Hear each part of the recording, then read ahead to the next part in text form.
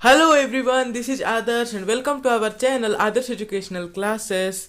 और हमने चैप्टर 1 का चैप्टर कंप्लीट किया था। और इस टाइप के जो keywords what you have learn, इस टाइप के जो फैक्ट हैं उसको आज हम इस वीडियो में डिस्कस करने वाले हैं। तो सबसे पहले देखते हैं एग्रीकल्चरल प्रैक्टिसेस। हमने आपको बताया था व्हाट इज एग्रीकल्चर प्रैक्टिसेस, जो कि है preparation of soils, sowing, adding manure and fertiliser, irrigation, protection from weeds, harvesting and storage. ये सब हमने आपको बताया था, यही है agricultural practices. What is animal husbandry? Animal husbandry है जो एनिमल्स को हम रियर करते हैं कुछ एनिमल प्रोडक्ट को पाने के लिए, उसी प्रोसेस को एनिमल हस्बेंड्री कहते हैं। और what is crop? Crop means one time same kind of plants grown and cultivated at one's place in big field is known as crop.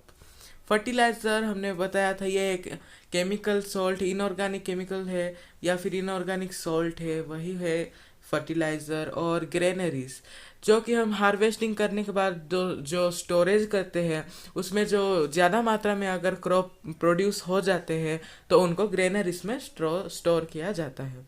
Harvesting, जो प्लांट्स को जब हम जब काट देते हैं उसी प्रोसेस को हार्वेस्टिंग कहा जाता है।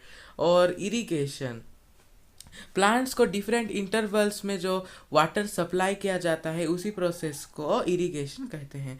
खरीफ यानी कि kharif crops, the crops which are grown in rainy season are known as kharif crops. और manure, manure is a natural substance obtained from cow dung, plant residues and human waste, जैसा कि हमने पढ़ा था। और plow, it is a device used by farmer to dig or loosen up or tilling the soil। Rabi यानी कि rabi crops, rabi crops, the crops which are grown in winter season are known as rabi crops. और seeds, यानी कि आप सभी को पता है सीड्स क्या होते हैं, जो कि बीज कहते हैं हमारे हिंदी भाषा में। और सिलो, जैसे कि ग्रेनरीज है, ये भी वही उन्हीं टाइप के होते हैं। जब हम ज़्यादा मात्रा में जब क्रॉप को प्रोड्यूस कर लेते हैं तो सिलो ग्रेनरीज में इनको स्टोर किया जाता है। सोइंग यानी कि बुनाई करना, सीड को मिट्टी में बोना।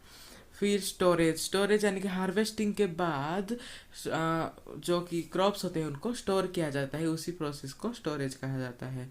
थ्रेसिंग, आपको हमने बताया था जब हार्वेस्टिंग हो जाता है तो जो क्रॉप होता है और उसके साथ जो चाफ हस्क वगैरह रह जाता है उनको और क्रॉप को अलग अलग करना, उसी प्रोसेस को थ्रेसिंग कहते हैं। और वीड्स यानी कि अनडिजायरेबल अनवांटेड जो प्लांट्स नेचुरली ग्रो कर जाते हैं उन्हीं प्लांट्स को वीड्स कहते हैं। वीडीसाइड यानी कि उन वीड्स को किल करने के लिए एक केमिकल मिलता है जो कि स्प्रे किया जाता है, उसी केमिकल का नाम है वीडिसाइड। और विनोइंग यानी कि वो थ्रेसिंग की तरह है, हवा के जरिए से हस्क और जो हमारा चाफ और हस्क और जो क्रॉप होता है उसको अलग अलग करना विंड के जरिए, इसी प्रोसेस को विनोइंग कहते हैं। तो अभी हम देखते हैं व्हाट यू हैव लर्नड वाले fact. In order to provide food to our growing population, we need to adopt certain agriculture practices। जैसे कि हमारा पॉपुलेशन बढ़ते जा रहा है उस हिसाब से हमको क्रॉप को प्रोड्यूस करना चाहिए। अगर हम पॉपुलेशन के हिसाब से अगर हम क्रॉप को प्रोड्यूस नहीं करेंगे, क्रॉप का प्रोडक्शन अगर नहीं होगा तो ज़्यादातर लोगों को खाने के लिए कुछ नहीं मिल पाएगा। इसलिए जैसे कि हमारे लोगों पॉपुलेशन बढ़ता जा रहा है उस हिसाब से हमको क्रॉप को प्रोडक्शन करना चाहिए। Same kind of plants grown and cultivated at a place constitute a crop। Same type of जो प्लांट्स होते हैं उसको कल्टीवेटेड किया जाता है एक ही प्लेस पे, उसको ही क्रॉप कहते हैं। In India crops can be broadly categorised into two types based on season, rabi and kharif crops. हमने आपको बताया था जैसे कि खरीफ क्रॉप्स रेनी सीजन में ग्रो किए जाते हैं और जो रबी क्रॉप्स होते हैं वो विंटर सीजन में किए जाते हैं। इनके कुछ एग्जाम्पल भी दिए थे। तो इसके बाद हमारा है, it is necessary to prepare soil by tilling and levelling, plough and leveller are used for this purpose. Preparation of soil ये बहुत ही इंपॉर्टेंट फैक्टर है जो कि हमने आपको बताया था, और इसके लिए हमको टाइलिंग एंड लेवलिंग और जो प्लोइंग होता है उसको करने की ज़रूरत है। और इनको करने के लिए हमको कुछ टूल यूज कर होते हैं, जैसे कि प्लो, लेवलर, हो, कल्टीवेटर, ये सब हमने आपको बताया था। और sowing of seed at appropriate depth and distance gives good yield. Good variety of seeds are sown after selection of healthy seeds. Sowing is done by seed drills. तो ये जो सोइंग ऑफ सीड है वो अगर अच्छे depth में, same depth पे, distance पे अगर इसको हम अगर बोएंगे तो ये एक अच्छा यील्ड देगा। और गुड वैरायटी ऑफ जो सीड्स होते हैं वो आपको कैसे पहचानना है वो हमको आपको बताए थे। और जो हेल्दी सीड्स होते हैं वो after selection of healthy seed उसके बाद इसको सो किया जाता है। और इसको सो करने के लिए सीड ड्रिल्स नामक एक जो मशीन होता है उसके सहायता से इसको किया जाता है। Soil need replenish and enrichment through the use of organic manure and fertilizer. Using a chemical fertilizer has increased tremendously with the introduction of new crops variety.